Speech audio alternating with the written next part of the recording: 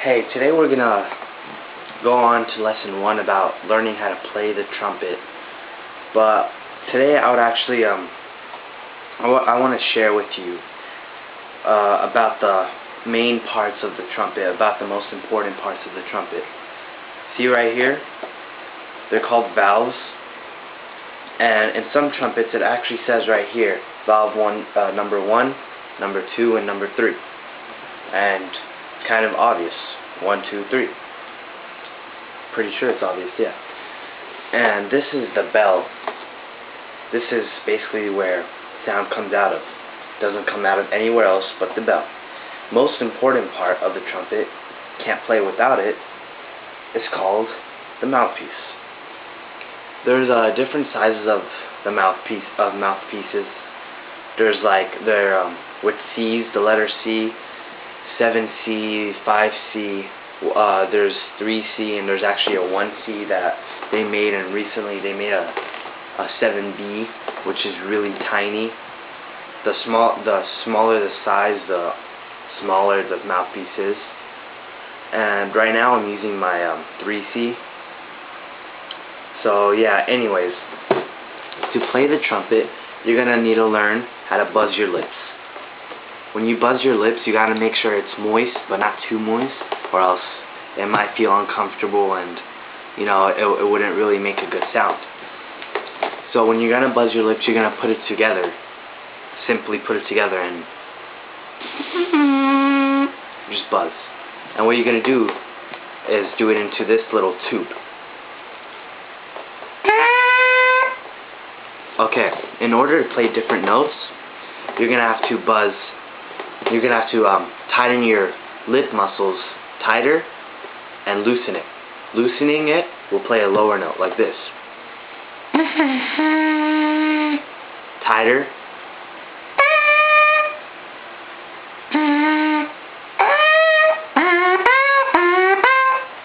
See the difference? The tighter your lips are together, don't ever squeeze with your teeth, like kind of hanging out, I guess. I can't really show you this in a video, but you can go ask any trumpet player, even with like a couple months of experience. They'll understand how to. This is called an embouchure, by the way, the way your mouth is set. And your embouchure basically makes the notes. It's the trumpet. You don't play by these things. You can basically call it a tuner, to play sharps and flats and just notes that you can't directly hit with just your mouth. These are just tuning the note. So if I want to play a B, then I'm supposed to actually press this button right here, a B. But if I don't play with this button pressed down, it's just gonna sound a note higher, which is a C. It's basically just tuning it, which it's making it a little lower. So anyways, when you have a trumpet, when you just start trumpet, I suggest you just get your mouthpiece out and you just play a warm-up that I like to do until now, actually. You just go from the lowest note you can on your lips to the highest note, and then you go so forth. You just keep going back and forth. And it's actually a good warm-up, and it's actually a good warm-down if you make sure to play low notes at the end when you're done playing the trumpet.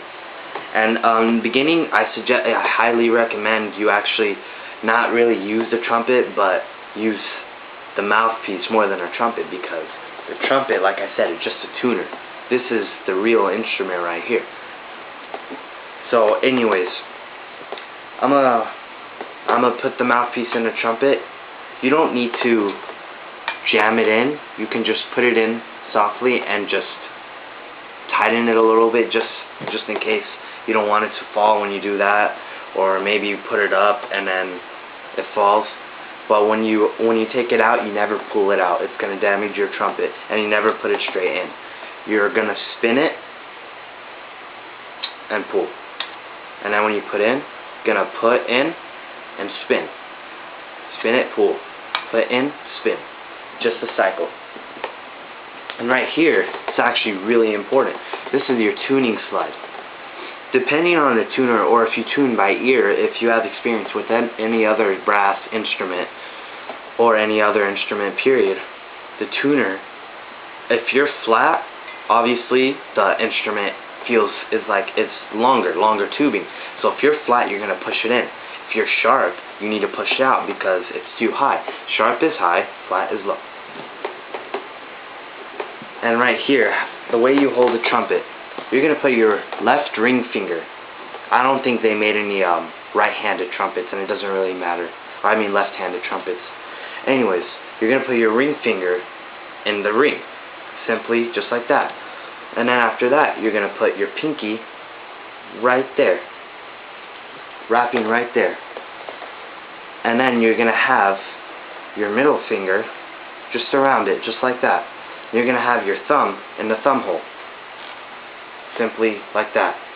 And this finger right here is just going to go along inside on top of your middle finger. Look. Just like that. You can pause it, you can take a good glare, you can do whatever you want with this scene, but don't pause for too long. Anyways,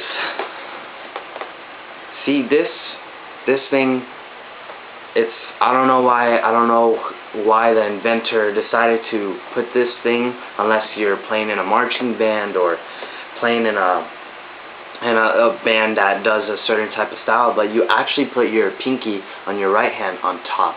You don't put it in here, you put it on top. If you put it in here, it's gonna actually be a lot harder to press the balls. It's gonna be more uncomfortable, and it's a really bad habit if you actually put your finger in here and play.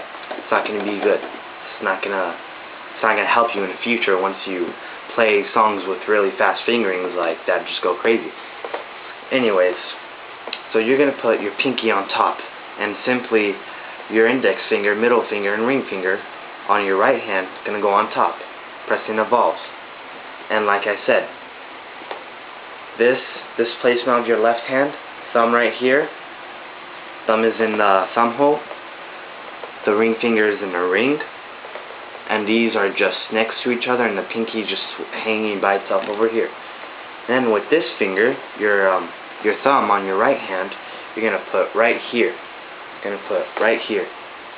Just in between. You can actually put it wherever you want. You can put it right here, right here. You can put it wherever. Just don't get it in the way of your playing. Just have it somewhere down here in this area. So this is how you hold the trumpet. Hold it against. You always have to have your bell parallel. Having your bell parallel is one of the most important things into playing the trumpet. If you don't have it parallel, that's actually a really bad habit. Because number one, if you're in a marching band and you're playing like this, then it's really gonna be hard to actually be in step and be straightforward, like walking straight, because it actually gives you the feeling of just looking down. Even if your eyeballs are up, it's not going to be the same. So anyways, that's marching band. If you just want to play for fun, just to learn, the parallel scheme is actually really useful because it has the sound directly to where you want it. You don't want it down here, you don't want it up here. Some songs may require you to go all around, like down to up to, but that's not important right now. Anyways, so you're gonna hold it against your lips. Don't push. If you push, it's really bad for your teeth, your lips. It's not gonna help, and you're gonna not hear a good sound like this. It's not gonna make a good sound, and it's actually gonna hurt your cheekbones.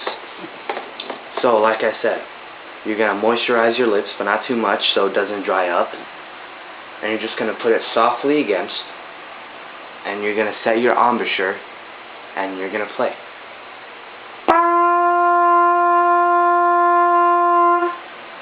See, on the trumpet, I will explain this in the next lesson, but in a trumpet, not all notes are used with vowels. Listen to this. I'm not going to even use my right hand.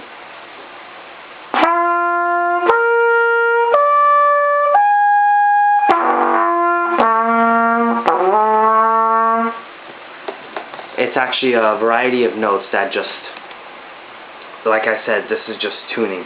It's a lot of notes that you can play without these 3 stupid buttons. These are really just there to actually make like a good specific notes.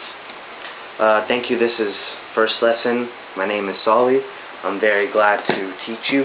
Yes, I might look like I'm really unexperienced, maybe just because I'm young, but I actually had a lot of experience. I had private lessons. I'm in my school marching band, school bands, performances, contests, and a lot of stuff. So 99.9% of the time I won't be wrong when I say something. Actually 100% of the time, because I would never teach someone something that's not right about the trumpet, or something that's just not even, like, you know, maybe it'll seem like the right way to play, but don't worry, you're safe with me.